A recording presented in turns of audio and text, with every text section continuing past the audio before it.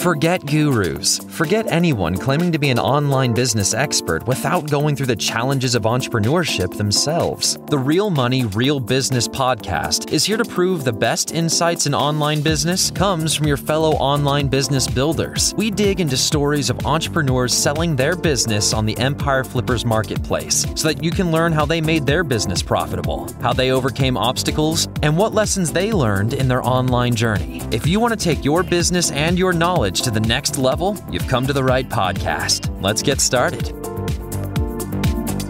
Hey everyone, welcome to another episode of the Real Money, Real Business podcast. We record these interviews so that potential buyers can learn more about the business and the seller to help them make an informed buying decision. If you would like to learn more about this business, including details like what type of business it is, how much revenue and profit it makes, and all of the assets included with the business, simply visit empireflippers.com/marketplace and search for this business's listing number, which you can find in the video thumbnail and in the description. Or if you're watching this on YouTube, you can click the link in the description to go straight to the listing. So without further ado, let's get into this interview. First up, let's learn a little bit about you. Can you tell us about your background in building and running online businesses? Just started 2019. Very low ideas, but day to day I try to improve our company myself with a new branding. It's pretty much very fun right now, so I enjoy this business. Why are you selling the business now instead of keeping it and growing it further?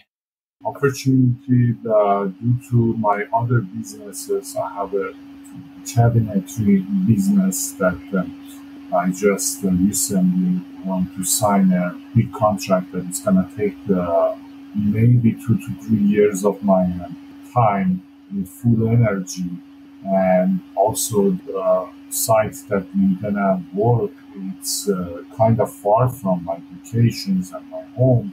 So that's why I have no idea how to just run the business in future because of this situation with my other business. So that's why I decided to just go ahead and sell my business. Can you describe the amount and the type of work that you do on this business to maintain it? Basically, I'm trying to just maintain the account and make sure everything is safe in my account, and also purchase the products, talk to suppliers, pay the suppliers, invoices to bookkeeping, and that type of stuff. It's basically just managing the account. That's my main job. And I'm always trying to just find new products to just add it to my catalog. Those are the main things that I've been doing here. So if you were to keep this business, what are some of the ways you would try to grow it? So basically, I'm selling food products, specialty candy, nuts, and some dried fruit. So I'm not complete in that field. So there are thousands of different products in the market that I do not carry. So because I don't have time, if I would just stay in the business, I would definitely focus more on that type of products that I don't carry. So I can just have complete list.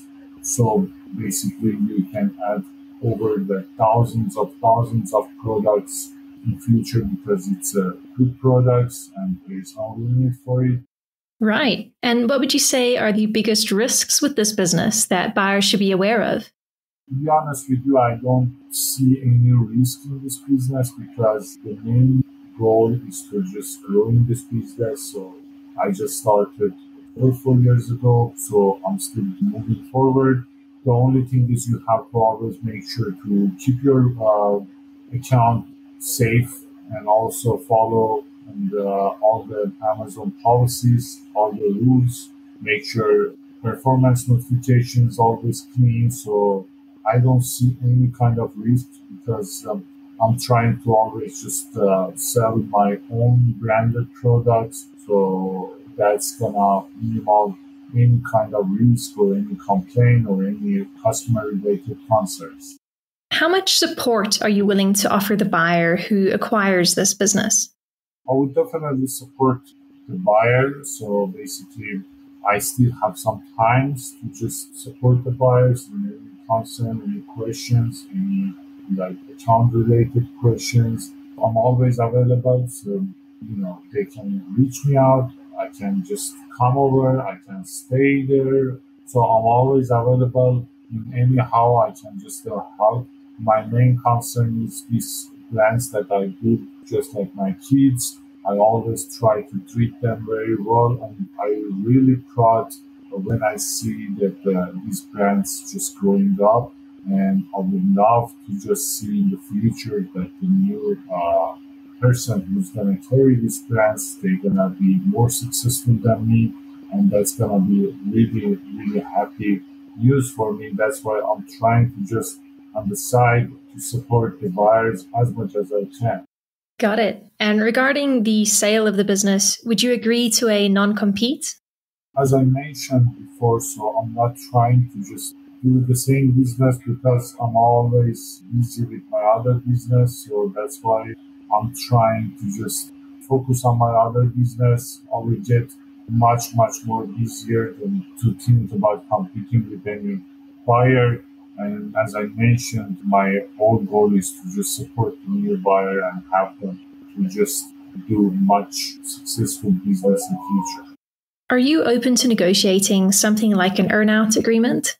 Unfortunately, as I said, I don't want to involve in the business, so I'm not trying to just talk with any kind of terms or any earn-out payments. So I'm trying to just invest in my other business. So that's why I'm going to need to have some capital for investment.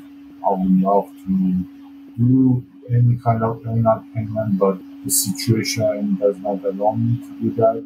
Okay, final question. If you had to put yourself in the shoes of a buyer, why is your business a business worth buying? So the reason I think that this business is worth buying because it has a lots of potential of growing, and it's a food product, so never end, and the demand is so high.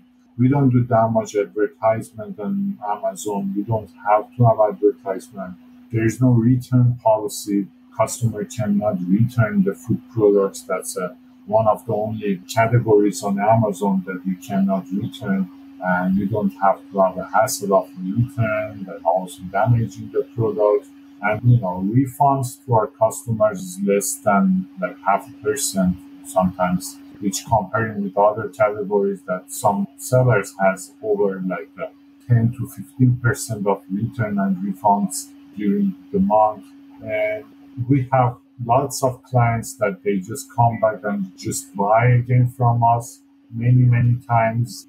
They just return and buy the same products because people, when they love the products, they want to just come back and buy again. And, they run out fast. It's not like a shoe or jewelry or any kind of items that you just buy one time and use it. So it's always just return and buy again from the customers. And many, many other potentials that grocery and gourmet category that you can do. And also my product shelf lives are long. So it's long enough, more than 1 year, 2 years, sometimes 3 years. So that's why I don't have to just worry about the shelf life of the products. And our turnaround is really fast. Those are the main things that I would love the buyer to be aware of, that because this is a totally different category. And one of the main things is that there's no return. All right, everyone. Thanks for listening. To learn more and see if this business is still for sale, head over to empireflippers.com/marketplace and search for this business listing number, which you can find in the video thumbnail and description. Or if you're watching this on YouTube, click the link in the description to go straight to the listing. Once you've unlocked this listing, you'll find everything you need to know about this business. So, thanks for joining us. See you next time.